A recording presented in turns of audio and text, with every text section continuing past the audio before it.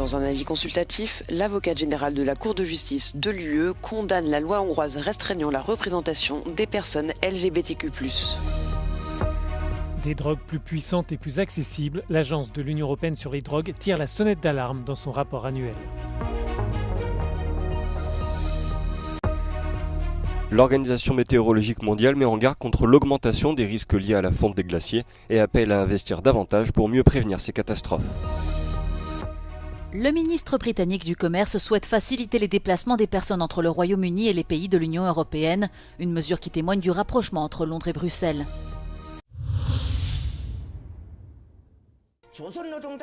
Kim Jong-un promet un soutien inconditionnel à Moscou.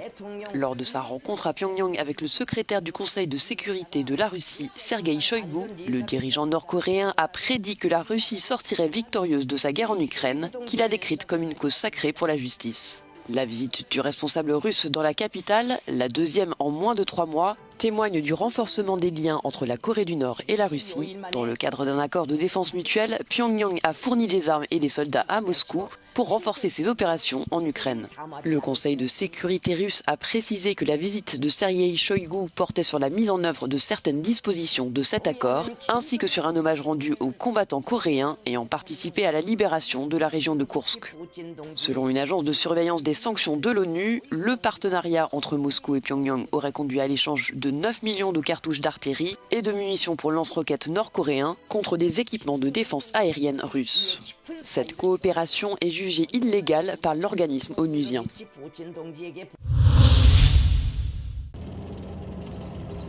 L'OTAN continue de renforcer sa préparation militaire en Europe, alors que la guerre en Ukraine fait rage depuis plus de 3 ans. Les pays membres de l'Alliance Atlantique s'efforcent d'augmenter leurs dépenses de défense. Et les exercices militaires se multiplient sur le flanc oriental de l'OTAN, dans le cadre de l'opération Griffin Lightning. Dans les pays baltes et en Pologne, des troupes de près de 25 pays participent à une simulation militaire à grande échelle pour déterminer l'état de préparation des armées en cas de conflit. Tirant les leçons de la guerre en Ukraine, l'OTAN modernise en particulier ses hôpitaux de campagne avancés, afin de fournir des soins d'urgence aux soldats blessés le plus vite possible. So this part of the exercise simulates the use of drone technology to deliver blood directly onto the battlefield. Soldiers are given a blood transfusion there and then in the event of them hemorrhaging or being caught in an explosion. It just buys them a certain amount of time before they can get to a medical aid centre and to be treated properly or to get surgery. Les hôpitaux de campagne sont là pour stabiliser les patients à l'aide d'intraveineuses, d'intubation et d'un scanner pour les traumatismes crâniens et les lésions cérébrales. Le personnel médical s'entraîne sur des patients fictifs à pratiquer les traitements d'urgence courants sur le champ de bataille. This is Hospital 519. It's an American-led hospital, field hospital set up in the centre of Lithuania. It's really part of NATO's exercises and readiness for war. At any point here, there are 2 to 3 surgeons ready to do about 18 hours of surgery per day with 2 operating theatres and 30 medical staff. The patient here, he's intubated, he's suffered burns in his face, and so we have our equipment set up, we have him on our cardiac monitor. He's on our mechanical ventilator, and right now we're providing life-saving treatment for this patient who requires it to survive.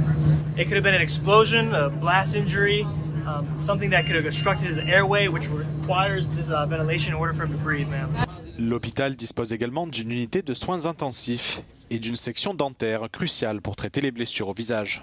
Most of the injuries we're seeing are different from that we saw in the war in Iraq and Afghanistan. Soldiers are wearing body armor and helmets, so a lot of the injuries are to the extremities and to the face, which highlights the need for a dentist on the battlefield. If a soldier has tooth injuries, either from trauma or disease, it might affect their ability to wear their helmet, and then they can't fight. The war in Ukraine is informing how you're setting up this dental hospital within the battle? Absolutely, yes. The U.S. Army medical leadership, both in the Army Medical Department and the Dental Corps leadership, have been studying the trends very closely to try to see how we can modernize our Army medical team to include the dental team to be better prepared for large-scale combat operations. L'OTAN conseille désormais aux troupes de dissimuler le signe de la Croix-Rouge médicale dans les hôpitaux militaires. Les structures civiles bénéficient d'un statut de protection dans le droit humanitaire international, mais celui-ci n'est plus respecté dans de nombreux conflits actuels.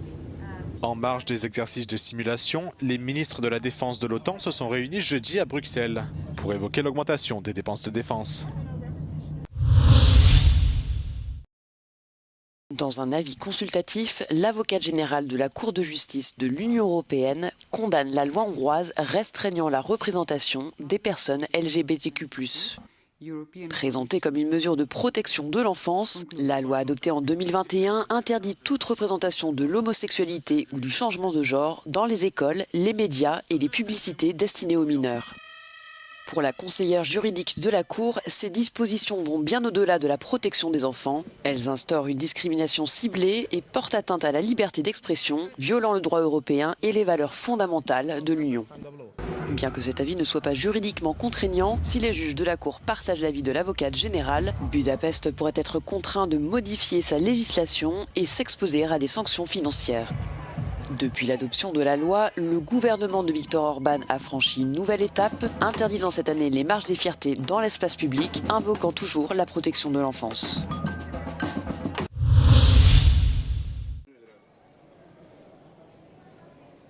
De la cocaïne plus accessible, des analgésiques contrefaits, l'Agence de l'Union européenne sur les drogues tire la sonnette d'alarme. Dans son rapport annuel publié jeudi, l'établissement évoque aussi un marché en constante mutation, ce qui accentue les risques sanitaires et sécuritaires. La cocaïne était l'année dernière la drogue stimulante la plus couramment consommée par environ 4,5 millions d'adultes. What we observe is that there is an increase in the availability that we can assess, for instance, with the seizures. At the same time, using a new or recent methodology that is wastewater analysis, we see that there is a clear increase in the human consumption of cocaine. L'agence européenne comptabilise également depuis 2009 l'arrivée de 88 opioïdes synthétiques.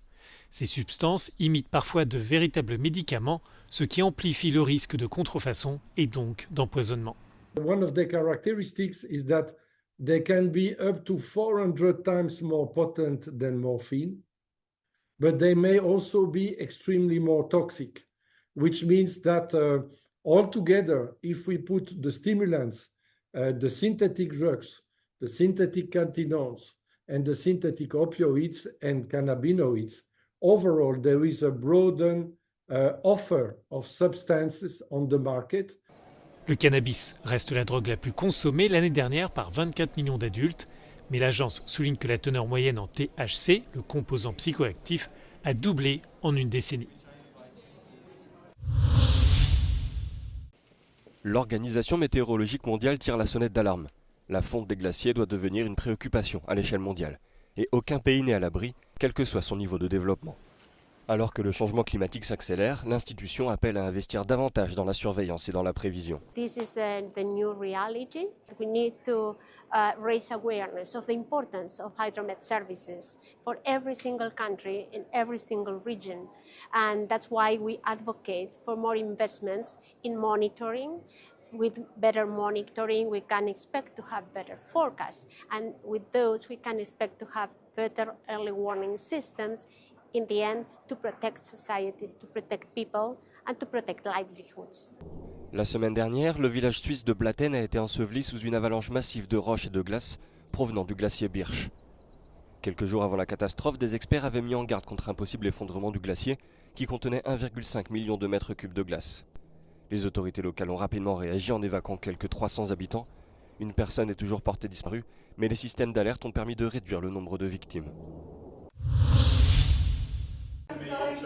Le ministre britannique du Commerce, Jonathan Reynolds, souhaite mettre en place les e-gates, les portes de passeport électroniques européennes, dès que possible.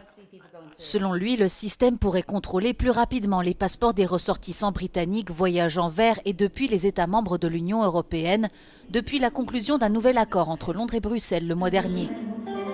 Interrogé par Euronews pour savoir si 2025 serait l'année où les gens utiliseraient les e-gates pour leurs vacances d'été, Jonathan Reynolds s'est montré optimiste, même si la mise en place du dispositif reste encore floue. We hope it is as soon as possible because part of the agreement is the Commission saying there's no legal impediment to the use of e-gates. It is used in some countries. Obviously, it's got huge efficiency advantages from using. Le ministre britannique du Commerce affirme que le nouvel accord avec Bruxelles résistera au futur gouvernement et rejette les arguments des partis conservateurs qui sont contre. Selon lui, il est temps d'aller de l'avant.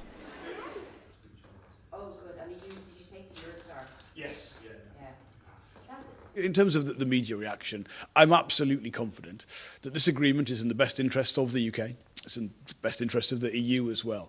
But I think there is a coalition we can build that doesn't want to look to the past. L'un des points contestés de l'accord entre le Royaume-Uni et l'Union européenne conclu en mai dernier par le gouvernement travailliste est l'accès à la pêche pour les 12 prochaines années. Jonathan Reynolds le défend. Let's not forget, on fishing, there is no less access, no diminishing of the UK position from what is already the case. And actually what is already the case is better than it had been in some previous years. Les accords sur des tensions telles que les portes électroniques et la pêche illustrent le renforcement de la coopération entre Londres et Bruxelles après une période de tension causée par le départ du Royaume-Uni de l'Union européenne en 2020.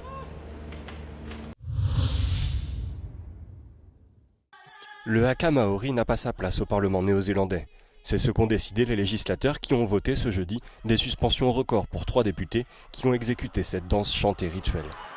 Anna Rafiti Mapi-Clark a été suspendue pendant 7 jours et les dirigeants de son parti, Debbie Narua-Pecker et Rawiwi Waititi, ont été suspendus pendant 3 semaines. Jusqu'à présent, l'interdiction la plus longue pour un législateur du Parlement avait été de 3 jours. Ils avaient exécuté le haka pour s'opposer à un projet de loi largement impopulaire, aujourd'hui rejeté, qui, selon eux, reviendrait sur le droit des autochtones.